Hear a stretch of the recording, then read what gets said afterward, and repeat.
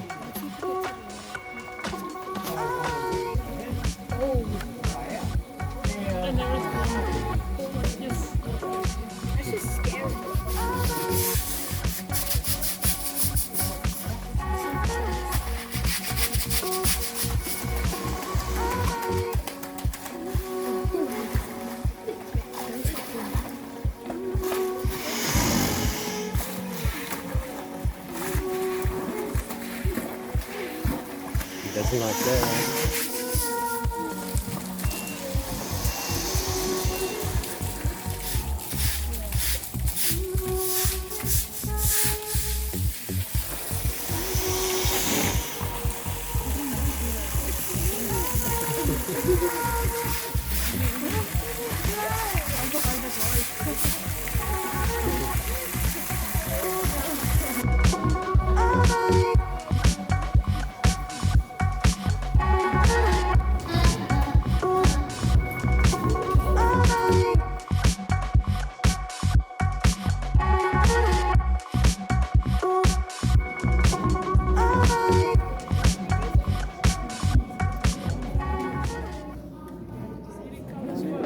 Looks menacing. He looks like an evil.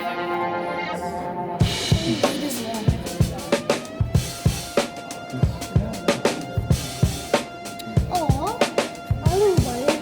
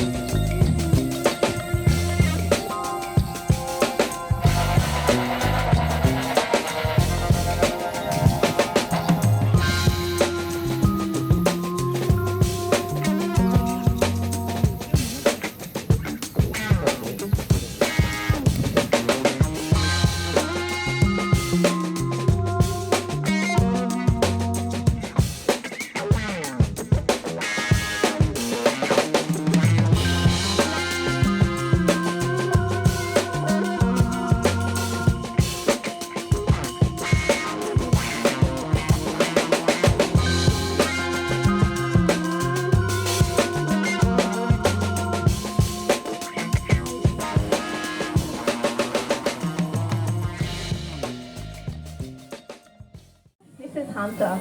So have a look at those big, beautiful blue eyes. Now they're silicone rubber eyeballs that are in those sockets. So he still has his tear ducts. They still work perfectly. And you're being cheeky and thinking what he can get away with by running around the enclosure or thinking he can actually stalk up on us even though he can't see us at all.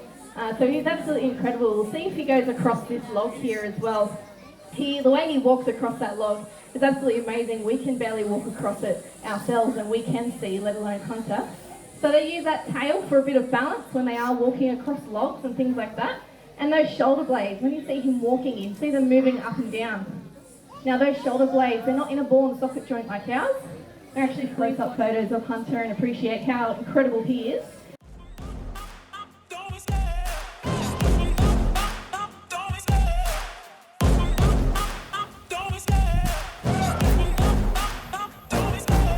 love the chase and the hunt, and I set the pace when I'm running. I always take what I want and I always give it 100. Don't need a bank, no I'm funded. Play the game like it's nothing. I'm always thankful for something. Don't take for granted, stay humble. Now wake up! It's time to look at the enemy. Look in the mirror if he is no friend to me. It's not working out, maybe it's the chemistry. It's time to break up so I can make a better me. Better believe in your mind, cause it's everything. You can mold, shape, find almost anything. All it takes is some time and some clarity to find your identity. It's mind over everything.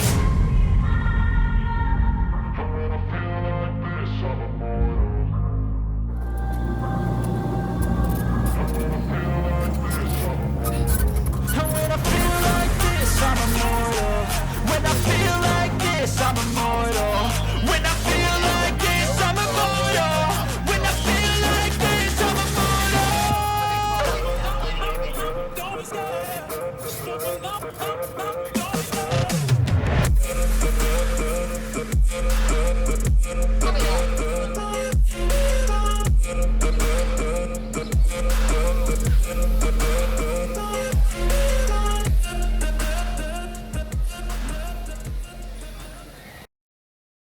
Let's get you guys interested. Who out there likes free stuff? Anyone?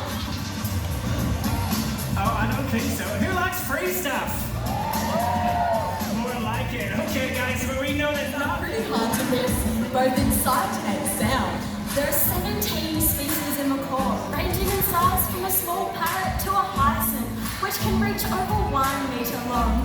And they all have their own unique personalities and looks. Those feather lines on their faces are actually just like our fingerprints, are magical. Snake size, you would see that they rely on movement rather than colour or shape, and they don't have ears. That's right, Chloe. So what you're saying is if I yell or scream, they're not going to hear me. But people that are getting bitten is usually whilst they're trying to catch or kill a snake.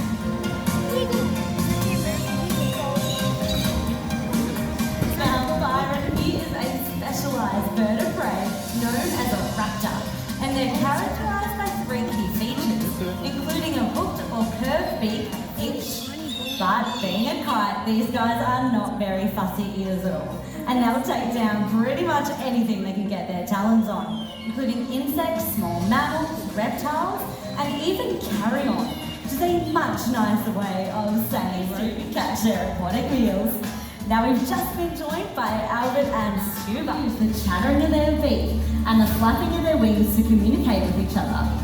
Now he actually keep his body high and dry above the water, when he'll then use his sword-like beak and that stealth-like precision to stab out and grab his prey items. Now prey items that our jabroos are going after are anything like fish, crustaceans, eels, and others. Yes, I heard a couple of giggles, but see, we do need this note because Tallow here, she doesn't know this person. So we've actually trained her to recognise and fly to a pretty common and everyday object, which just so happens to be that note. Have you got one there? Perfect. Can you fold it in half for us? And in half one more time so it's like a little rectangle. That's it, then place it nice and loosely between 2 fingers and hold your arm straight out to the side. That's it, Talon. She should see that note and know exactly where to fly. Just let her play with it. Oh, yeah. I love this bird. Thank you very much. That was great. Okay. Now, before we head off, I saw some really good Talon is very impressive. So we're going to test out your skills on the way back. So can you place both your arms out to either side? That's it. Now just flap really hard, fly down and grab it yourself. That's up on the big screen. Now for that embarrassment, we will get it back this time. Just the one arm out, palm facing up like a little landing platform. That's it. Tallow, she's going to take care of this one via airmail. Now once she places that note in the palm of your hand, just fold your fingers around it. And thank you all very much. That was Tallow. How amazing. Yellowtail, black cockatoo. Oh, well done, Tallow.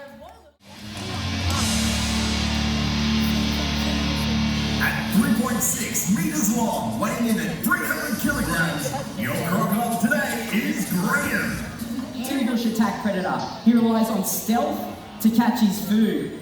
Now, he can do that because he's got all these lumps and bumps that run down his back. They create a current and a countercurrent which cancels each other out, meaning you can have a 14-foot croc this far underneath the water swimming at speed, you'd have no idea he's there, especially if it was deep, dark, murky water. Now, the biggest mistake people make in croc territory is actually this. They go down into the water with the crocodile, having no idea that it's there. They might think it's a good place to have a fish.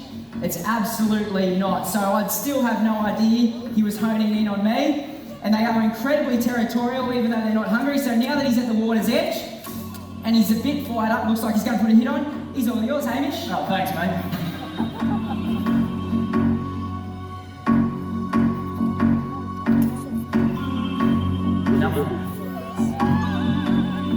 He's coming out slow.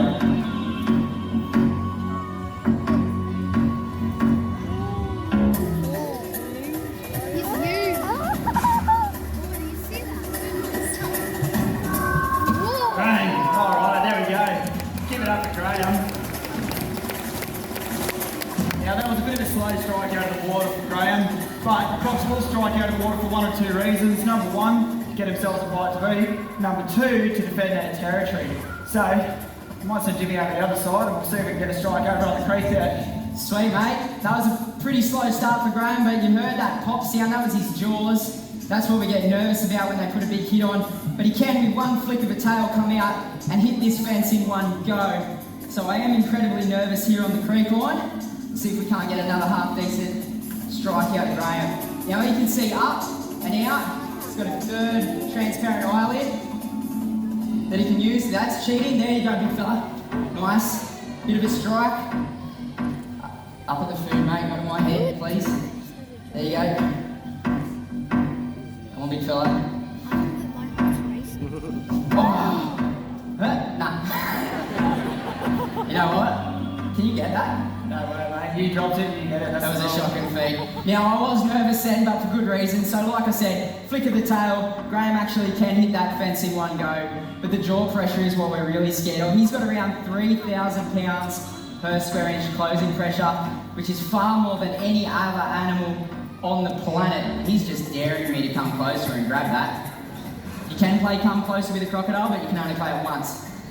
Now, that jaw pressure, like I said, strongest on the planet. Hippopotamus is next at about 1,500 psi, but the car crushes at the tip that crush a car into a little cube. They run off about 2,500 psi. He's got more than that in his mouth, which means if he grabs a pig on the head or a kangaroo, it's absolutely all over bar the shouting. Now, you've seen a couple of half-decent strikes from the water's edge, but there is another area where crocs can be dangerous. But they've got to hide themselves at the same time. So they'll hide out in the reeds and the mangroves.